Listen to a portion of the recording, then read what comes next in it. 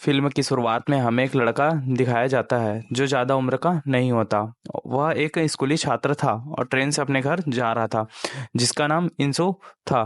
तभी इंसु को उसकी माँ का फ़ोन आता है और उसी पूछती है कि अब सब ठीक है, जिस पर वह जवाब देती है, माँ मैंने अपने नए स्कूल में समयोजित होने की कोशिश कर रहा हूँ, मैं जल्दी ही वहाँ पहुँच जाऊँगा, इसलिए मेरे बारे में चिंता मत करो।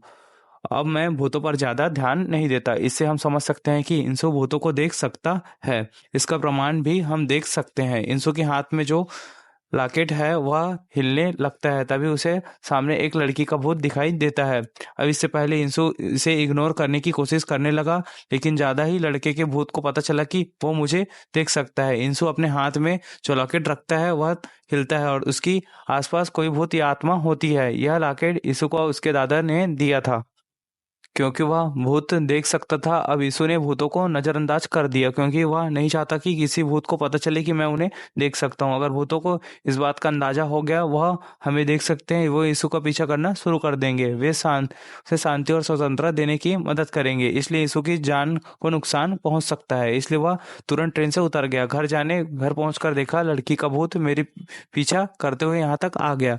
अब तक उसके कंधे पर थी, मदद मांगने रही थी क्योंकि उसकी आत्मा भटक रही थी। तो इंसु ने उसकी मदद करने का फैसला किया। वह पुलिस को बताता है कि लड़की का शव कहाँ है, जिससे पुलिस कुछ देर में पता लगा लेती है। और अब लड़की की आत्मा अपने ही शरीर को देखकर बहुत दुखी होकर रोने लगी और जोर जोर से चिल्लाने लगी। और इस यीशु अपनी आत्मा का दर्द नहीं देख सकती, इसलिए वह इन सबसे दूर जाने का फैसला करता है।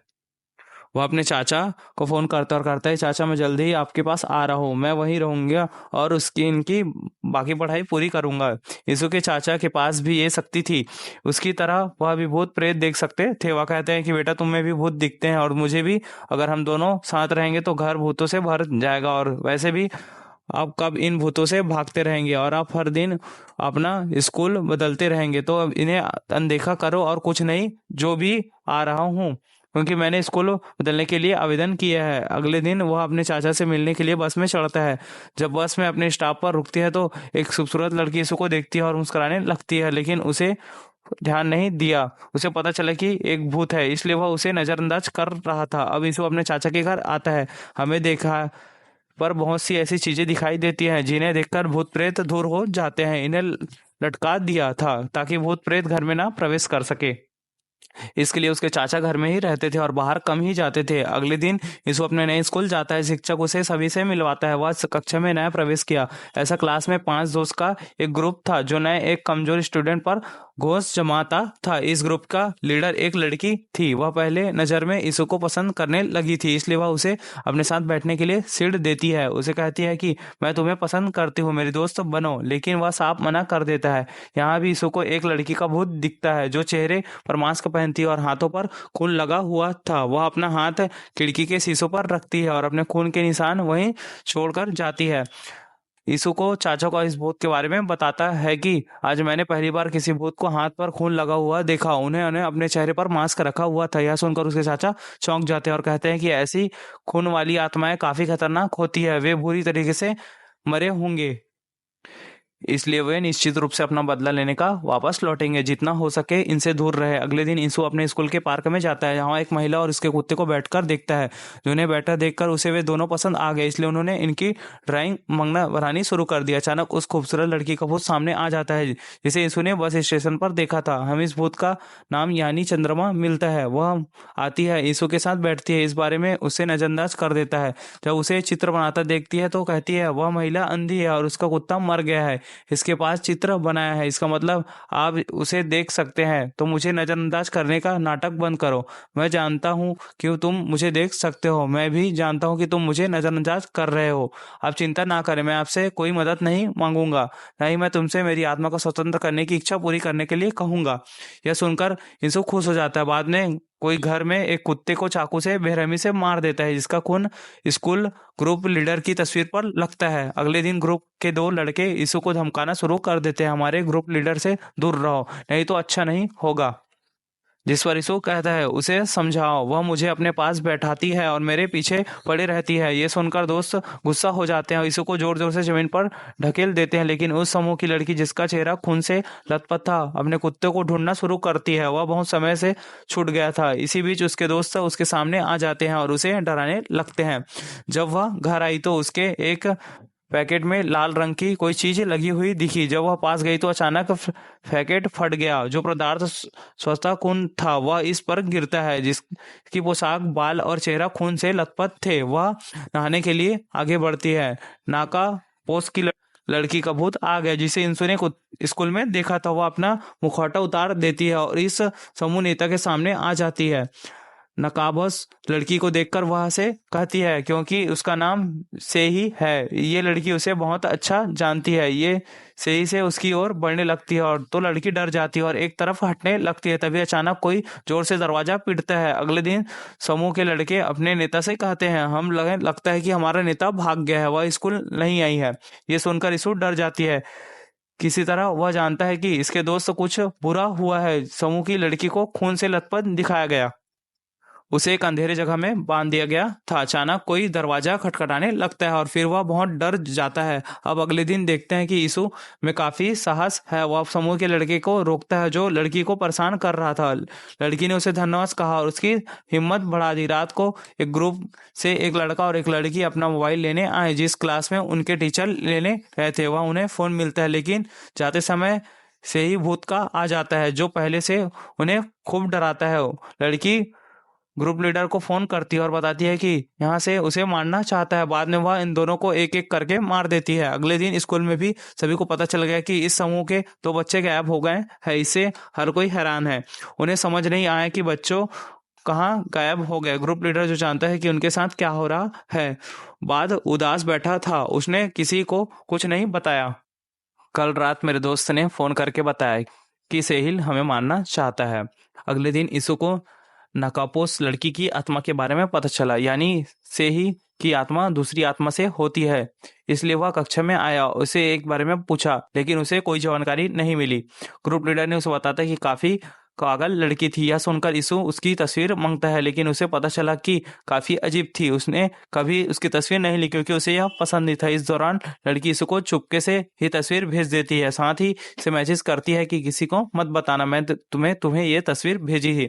सही की तस्वीर देखकर यीशु हैरान रह जाता है। ऐसा लगता है कि जैसे उसने पहले भी कहीं देखा है। बाद में वो मन के पास आता है और उसे सही के बारे में पूछता है, जिस पर वह कहती है कि सही के बारे में मैं नहीं जानता। यहाँ तक कि सभी जानते हैं कि वह मास्क क्यों लगाती थी। यह सुनकर यीशु समूह नेता से ये जानकारी लेने की कोशिश करता है, जिस पर उसकी सहेली यीशु की पिटाई कर देता है। बाद में यह वह पूछने लगता है कि आपसे ही के बारे में क्या जानते हैं, आपको क्या इससे रिश्ता है। जिस पर यीशु कहते हैं कि कुछ नहीं, लेकिन मैं जानता हूँ कि वह अपना बदला लेना जरूर आएगी। बाद में लड़की यीशु को मुक्त कर देती है। जब वे अकेले थे तो समूह नेता ने अपने दोस्त से कहा, मुझे लगता है कि सही के पिता छात्रों का अपहरण कर रहे हैं, तुमने देखा नहीं। जिस पर दिन से ही का अंतिम संस्कार था, उसके पिता हम सबको घूर घूर कर देख रहे थे। इसलिए अपने सवाल का जवाब जुटाने के लिए वह उसके घर जाते हैं।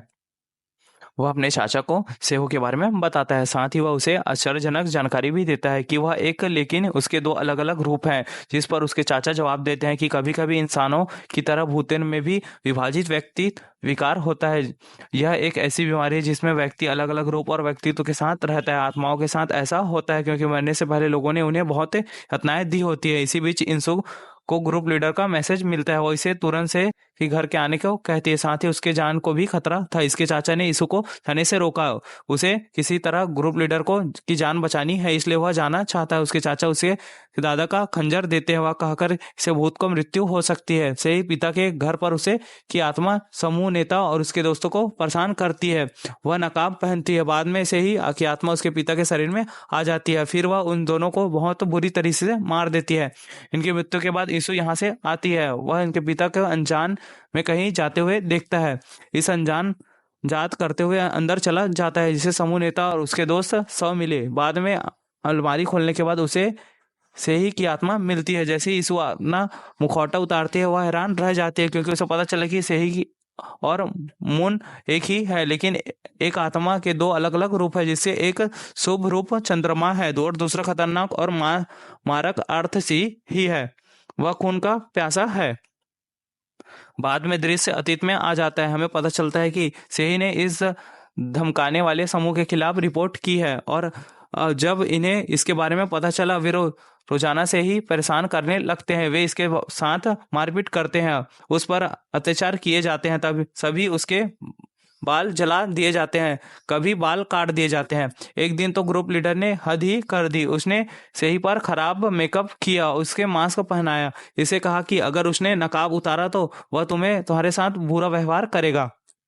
जब सेही के पिता को इस बारे में पता चला, उन्होंने उनके खिलाफ रिपोर्ट करने का फैसला किया, लेकिन सेही ने उन्हें रोक दिया। यदि समूह का इसके बारे में पता चला कि वे सेही का जीवन नरक बना देंगे। अगले दिन जब सेही मास्क पहनकर क्लास में बैठी थी, वह अपना मास्क उतार देती है और कहती है कि अपना मास्क पहनकर क्लास में नहीं बैठोगे, इसकी अनुमति नहीं है। वह अपने पैरों से मास्क को दूर ढकेल देती है। मास्क उतारने के वजह से ग्रुप लीडर उसे खूब पीटता है। बेचारी यह सह जा रहती है, लेकिन वह लगातार वही कुर्ता सहते सहते थक गई थी, इसलिए उसकी मौत हो गई। इसके बाद से ही उसकी आत्मा वापस आई और अपना बदला लेने का वह ग्रुप लीडर उसके सभी दोस्तों को मार देती है, जिससे उसे धमकाते हैं। जब वह भटकती आत्मा वापस आई तो वो दो हिस्सों में बट गई। एक चंद्रमा के रूप में एक सुंदर था, जबकि दूसरा खतरनाक, अग्रसर और आक्रामक था। वह सभी से संतुष्ट नहीं थी। वह शिक्षकों के साथ अपने बाकी सहपाठियों को भी मारना चाहती थी। जब समूह से ही को धमकाता है तो एक छात्र उसके लिए कुछ नहीं करता, वे सबसे उसके साथ दुर्व्यवहार करते हुए दिखते हैं। टीचर ने भी कुछ नहीं किया, बल्कि उसके साथ गलत किया।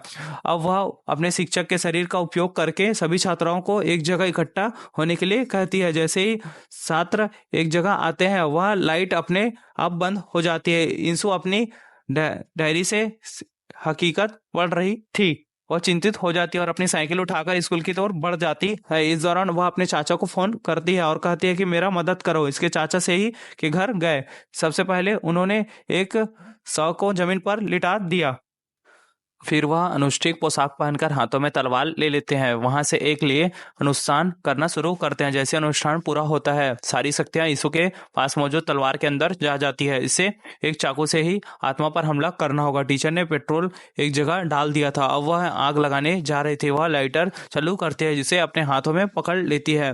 वह हर किसी को मारने के लिए पूरी तरह तैयार थी। इस दौरान उनका अच्छा रूप चंद्रमा उन्हें रोक रहा था। अनुपोशाक लड़की से ही उसे कहने लगते हैं कि क्या तुम भूल गए, तुमने तुम्हारे और मेरे साथ क्रूरता को देखा था, उन्होंने इसके आपके लिए कुछ नहीं किया। जैसे ही यीशु यहाँ आती है, ये से एक अच्छा रूप मून गायब कर देती है। बाद में वह छात्र अंदर अलग अलग जाने लगती है। यीशु को इसके लॉकेट के इस बात पर पता चला कि उस आत्मा इसके शरीर के अंदर है। तब से ही उसका एक रेखा चित्र मिलता है जो यीशु से बचपन में उसके लिए बनाया था। यीशु को यह किसी से कमरे से मिलता है। दरअसल से ही बचपन में यीशु के स्कूल में पढ़ती थी। एक दिन इन्हें यीशु को धमकाने वाले से बचाया, वे इस दूसरे से दोस्ती कर ली।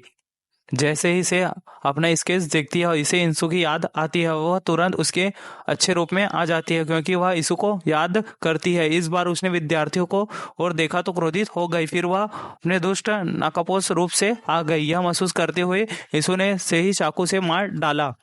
ऐसा होता है कि आत्मा अपने अच्छे रूप से आ जाती है और वह वहां से खुशी खुशी लौट जाती, यानी उसकी आत्मा को शांति और आज़ादी मिल जाती है। सेही को एक बार फिर खाने से इंसु की काफी दुखी होती है, लेकिन बेचारा और का कर भी क्या सकता था। कुछ सालों के बाद यीशु फिर से उस स्कूल में टीचर बनकर आती है। यहाँ वह कभी छात्र हुआ करते थे। इस दौरान उसे पीछे की सीट पर बैठी एक आत्मा दिखाई देती है जो धीरे धीरे यीशु की ओर बढ़ रही थी। उसे दर्द भी हो रहा था। फिल्म यही खत्म होती है। वीडियो अच्छी लगे तो वीडियो को लाइक करना, हमारे चैनल पर नया है तो सब्सक्राइब करना ना भूले। Thank you for watching.